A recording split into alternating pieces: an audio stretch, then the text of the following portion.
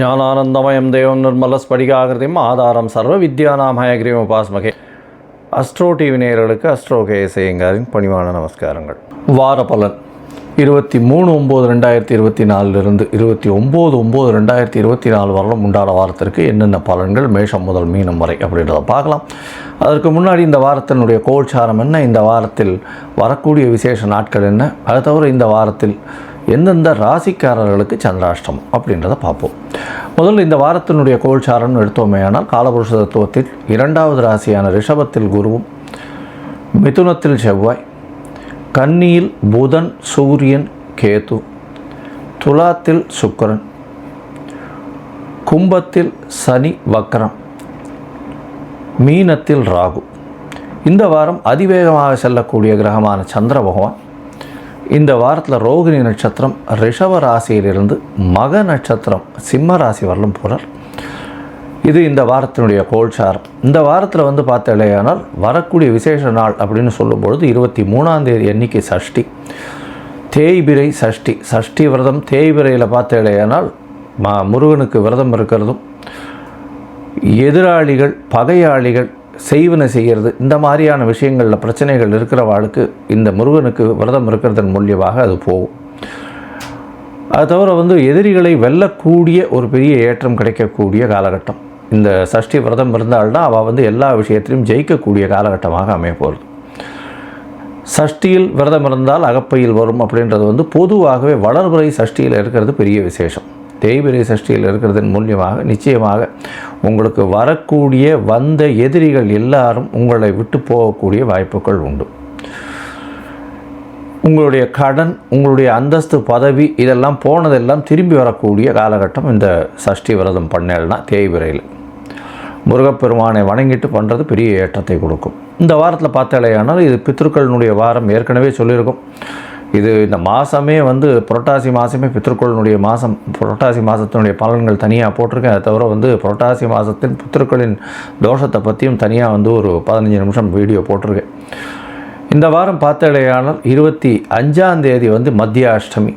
மத்தியாஷ்டமி அப்படின்னு சொல்லக்கூடியது அதாவது உங்களுடைய மூதாதையர்கள் இறந்தவர்களுக்கு எந்த திதி நட்சத்திரம் தெரியாமல், அவங்க எப்போ போயிட்டாங்கன்றதும் தெரியாமல், எப்போ இறந்து போனார்கள்ன்றது தெரியாமல் இருந்ததே. ஆனால் அந்த காலகட்டத்தில் இந்த மத்தியாஷ்டமியில் பண்ணுறது விசேஷம்.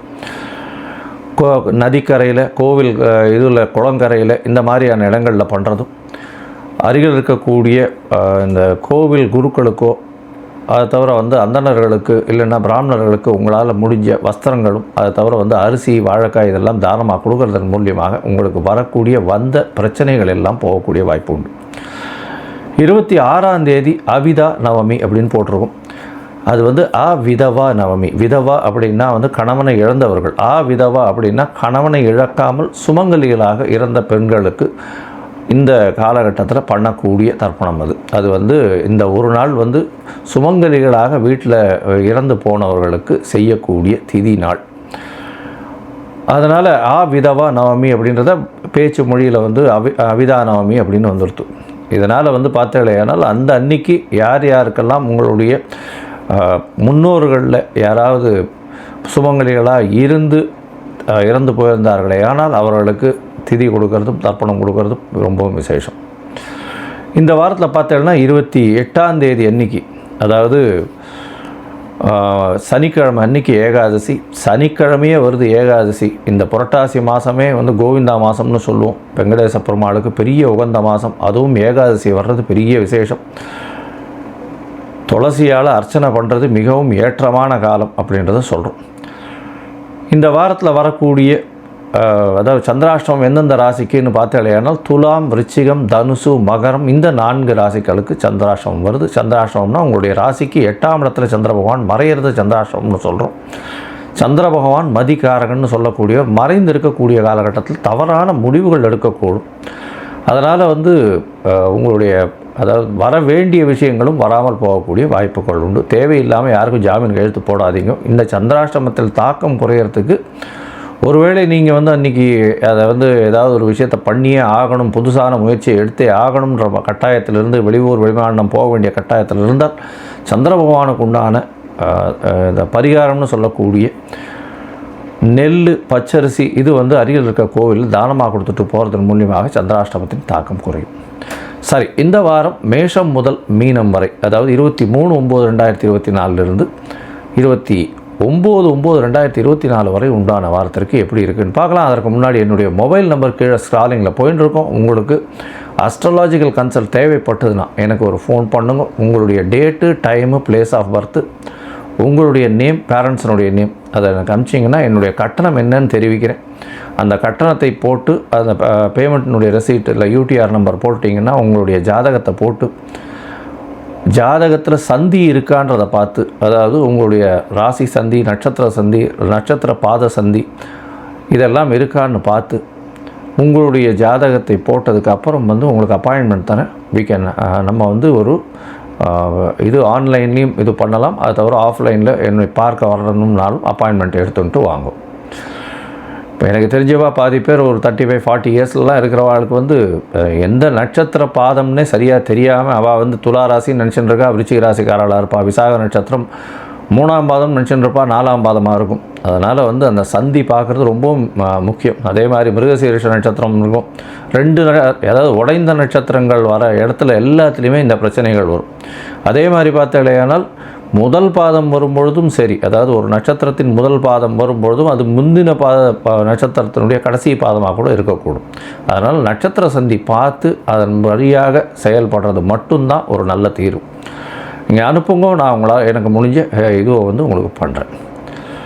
இப்போ ஒரு ராசியாக மேஷம் முதல் மீனம் வரை பார்க்கலாம். கன்னி, உத்திரம், ஹஸ்தம், சித்திரை இந்த 3 நட்சத்திரம் 9 பாதங்களை கொண்ட ராசி. ராசியின் அதிபதி அப்படின்னு சொல்லக்கூடியவர் புத பகவான் ராசியிலேயே ஆட்சி பெற்று போயிருக்கிறது பெரிய விசேஷம். இந்த வாரம் பார்த்தீங்கன்னா உங்களுடைய ராசிநாதன் ராசியிலேயே ஆட்சி பெற்று மூல திரிகோணத்திலிருந்து உச்சம் பெற்று இருக்கக்கூடிய காலகட்டமாக அமையிறது. உங்கள் உடல்நலத்தில் நல்ல ஏற்றம் இருக்கும். எல்லா விதமான சௌக்கியங்களும் வரும். நினைத்த காரியங்கள் அனைத்தும் வெற்றிகரமாக முடியக்கூடிய காலகட்டமாக அமையப்போகிறது. உங்களுடைய ராசிக்கு பார்த்தீங்கன்னா 2ஆம் இடத்துல இருக்கக்கூடிய சுக்கிர பகவான் பண வரவை அதிகப்படுத்தக்கூடிய காலகட்டமாக அமையும்.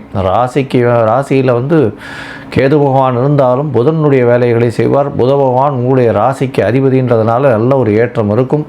குருவின் பார்வையில் இருக்கிறதுனால பண வரவிற்கு பஞ்சம் இருக்காது. வெளிநாடு வெளியூர் போகக்கூடிய வாய்ப்புகள் நிச்சயமாக உண்டு. ராசியின் 2ஆம் இடத்தில் சுக்கிர பகவான் ஆட்சி பெற்று போயிருக்கிறதன் மூலியம் பெரிய ஏற்றம் கிடைக்கக்கூடிய காலகட்டமாக இருக்குது. 2ஆம் இடத்துல வந்து பண வரவிற்கு பஞ்சம் இருக்காது. குடும்பத்தில் கணவன் மனைவிக்கு உண்டான அந்யோன்யம் நல்லபடியாக இருக்கக்கூடிய காலகட்டம். ஏன்னா 12ஆம் அதிபதியும் ராசியிலே இருக்கார், அதோட 2ஆம் அதிபதி ஆட்சியில் இருக்கார். அதனால் வந்து குடும்பத்தில் நல்ல சந்தோஷமான விஷயங்கள் நடக்கக்கூடிய காலகட்டமாக அமையிறது. உங்களுடைய ராசிக்கு பார்த்தோன்னா 6ஆம் இடத்துல, அதாவது ஆபோகிலிஸ்தானம்னு சொல்லக்கூடியது 3, 6, 10, 11 இந்த மாதிரியான இடத்துலெல்லாம் வந்து சனி பகவான் இருந்தால் பெரிய ஏற்றம். 6ஆம் இடத்தில் சனி பகவான் இருக்கிறதன் மூலியமாக நீங்கள் நினைத்த காரியங்கள் நடக்கும். அதாவது வெற்றிகள் எல்லா விதமான எதிர்ப்புகளையும் மீறி வெற்றி பெறக்கூடிய வாய்ப்புகள் நிச்சயமாக உண்டு. புதிய வேலை கிடைக்கக்கூடிய பாக்கியம் நிச்சயமாக இருக்கும். இப்போ சனி பகவான் வக்கரகதியில் இருக்கிறதுனால வக்கரகதி முடிஞ்ச உடனே வேலைகளில் பெரிய மாற்றங்களும் ஏற்றங்களும் இருக்கக்கூடிய காலகட்டமாக அமையப்போகிறது. உங்களுடைய ராசிக்கு சப்தமத்திர ராகு பகவான் இருக்கிறது பெரிய விசேஷம். எதிர்பாலினத்தவர் மூலியமாக நல்ல ஒரு ஏற்றம். பார்ட்னர்ஷிப் பிஸ்னஸில் நல்ல ஒரு ஏற்றம் இருக்கக்கூடிய காலகட்டமாக அமையப்போகிறது. பார்ட்னர்ஷிப் பிஸ்னஸ் அதுவும் வந்து மாற்று மதத்தினர், மாற்று இனத்தவர், வெளிநாட்டவர் மூலியமாக நல்ல ஒரு ஏற்றம் கிடைக்கக்கூடிய காலகட்டமாக அமையும். உங்களுடைய ராசிக்கு பார்த்தாலும் 9ஆம் இடத்துல வந்து குரு பகவான் இருக்கிறது பெரிய ஏற்றம். ஓடிப்போனவனுக்கு 9ல் குருன்னு சொல்லுவாள். இந்த வருஷம் மொத்தமே 9ஆம் இடத்துல குரு பகவான் இருக்கிறதும் இந்த வாரத்தில் வந்து பார்த்தோம்னா நல்ல ஒரு ஏற்றம் கிடைக்கக்கூடிய காலகட்டமாக இருக்கும். வெளிநாடு போய் படிக்கணும்னு நினச்சிட்டு இருக்கவாளுக்கு நிச்சயமாக வெளிநாட்டில் போய் மேற்படிப்பு படிக்கக்கூடிய வாய்ப்புகள் உண்டு. உங்களுடைய ராசிக்கு 10ஆம் இடத்துல அஷ்டமாதிபதினு சொல்லக்கூடிய செவ்வாய் வந்து உங்களுடைய ராசிக்கு 10ஆம் இடத்துல இருக்கார். உங்களுடைய ராசியவே அவர் தன்னுடைய 4ஆம் பார்வையில் பார்க்குறார். இதனால் என்ன அப்படின்னா மறைந்த இடத்திலிருந்து செல்வங்கள் வரக்கூடிய வாய்ப்புகள், அதுவும் வந்து இந்த மறைந்த தொழில்கள் பண்ணுறவங்க, இந்த ரியல் எஸ்டேட்டில் இருக்கக்கூடிய, அதாவது நேரடி வருமானம் இல்லாமல் மறைந்த வருமானத்தின் மூலியமாக புரோக்கர் பிஸ்னஸ் இந்த மாதிரியான பிஸ்னஸ்லாம் பெரிய ஏற்றம் கிடைக்கக்கூடிய காலகட்டமாக அமைய போகிறது. இந்த வாரத்தை பார்த்தீங்கன்னா உங்களுடைய ராசிக்கு 11ஆம் அதிபதினு சொல்லக்கூடிய சந்திர பகவான் உங்களுடைய ராசிக்கு 9ஆம் இடத்துல இந்த வாரத்தை ஆரம்பிக்கிறார். அதாவது 23/9/2024 29/9/2024 வரை உண்டான வாரத்தில் சந்திர பகவான் உங்களுடைய ராசிக்கு 9ஆம் இடத்துல இருக்கார். 11ஆம் அதிபதி 11க்கு 11 இருக்கிறது ரொம்பவும் விசேஷம். பணவரவிற்கு பஞ்சம் இருக்காது. தந்தையின் உடல்நிலையில் நல்ல ஏற்றம் இருக்கும். வெளிநாடு போகக்கூடிய பாக்கியம் உண்டு. மூத்த சகோதர சகோதரிகள் மூலியமாக நல்ல ஒரு ஏற்றம் கிடைக்கக்கூடிய காலகட்டமாக அமையப்போகிறது. 24ஆம் தேதி காலை ஒரு 4:30 மணி வரலும் இருக்கார். அதற்கு பிறகு 26ஆம் தேதி வரலும், 26ஆம் தேதி மாலை ஒரு 10:30 மணி வரலும் உங்களுடைய ராசிக்கு 10ஆம் இடத்துல இருக்கார். சந்திர மங்கள யோகம் அமையிறது. அதாவது செவ்வாயோடு சேர்ந்து இருக்கக்கூடிய காலகட்டம். 8ஆம் அதிபதியும் 10ஆம் அதிபதியும் சேர்ந்திருக்க. 3ஆம் அதிபதி 11ஆம் இடத்துல இருக்கிறது பெரிய விசேஷம். ஒரு ஆபோலிஸ்தான அதிபதி இன்னொரு ஆபோலிஸ்தானத்தில் இருக்கிறது பெரிய ஏற்றத்தை கொடுக்கக்கூடிய காலகட்டம். அதாவது உபஜயஸ்தானம்னு சொல்கிறது 3, 6, 10, 11. இந்த 3ஆம் அதிபதி 11ஆம் இடத்துல இருக்கிறது. அதாவது 11ஆம் அதிபதியும் 10ஆம் இடத்துல இருக்கிறது, 3ஆம் அதிபதியும் 10ஆம் இடத்துல இருக்கிறது பெரிய ஏற்றம். தொழிலில் பெரிய மாற்றங்களை ஏற்படுத்துவீங்க. அதன் மூலியமாக பெரிய ஏற்றம் கிடைக்கக்கூடிய காலகட்டமாக அமைய போகிறது. 26ஆம் தேதி இரவிலிருந்து 29ஆம் தேதி காலை ஒரு 7-7:30 மணி வரலும் இருக்கக்கூடிய காலகட்டமாக அமையிறது. அதற்கு பிறகு உங்களுடைய ராசிக்கு 11ஆம் இடத்துல 11ஆம் அதிபதி ஆட்சியாக இருக்கார். 2ஆம் அதிபதியும் ஆட்சி, 11ஆம் அதிபதியும் ஆட்சி. குருவின் பார்வை உங்களோட ராசியில். பணத்திற்கு பஞ்சமே இருக்காது. எல்லா பக்கத்திலிருந்தும் பணம் வரக்கூடிய வாய்ப்புகள் நிச்சயமாக உண்டு. நினைத்த காரியங்கள் அனைத்தும் வெற்றி பெறும். இந்த வாரம் பார்த்தீங்களேனால் இந்த மத்தியாஷ்டமி இதெல்லாம் வருது. அதனால் அதாவது புரட்டாசி மாதத்தின் மாலையபட்சம் வருது. அதனால் பித்தர்களுக்கு செய்ய வேண்டிய கர்மாக்களை செய்கிறது ரொம்பவும் நல்லது. அருகில் இருக்கக்கூடிய ஸ்ரீனிவாச பெருமாள் கோயிலுக்கு போயிட்டு அங்கே ஒரு நீராஞ்சன வழக்கு போட்டு வர்றதன் மூலியமாக உங்களுக்கு வந்த பிரச்சனையும் வரக்கூடிய பிரச்சனையிலிருந்து விடுபடக்கூடிய வாய்ப்புகள் நிச்சயமாக உண்டு.